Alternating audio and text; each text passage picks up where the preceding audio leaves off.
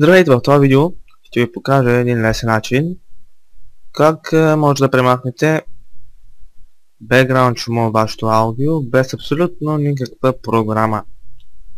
Именно това става. Ето виждате. Кликаме тук в дясно копче, ако сте на Windows 7. И дава устройства на за запис. Давате на него. Давате на вашето устройство за възпроизвеждане на запис. Т.е. за записване. В случая ще е някакъв микрофон, на мен е фронтмик. Така. Два пъти кликаме и ни се появява този прозорец. И така. Тук не пипате нищо, тук не пипате нищо. От към нива може да си го настроите както си искате.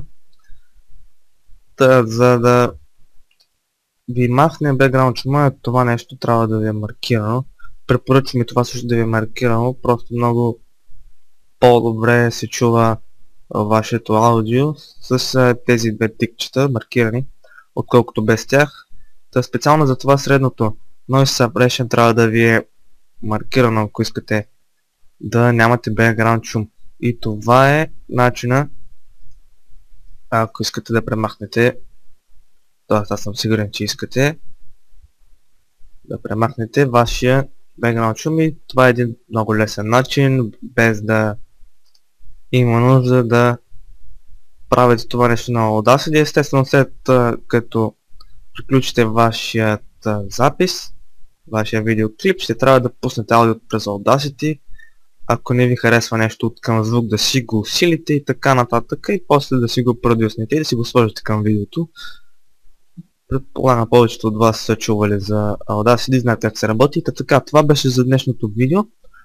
Ако искате все пак ми дойде една идея да направя специално видео за Audacity и всички полезни ефекти, които би трябвало да сложите, ако искате да импрувнете още повече вашето аудио, оставете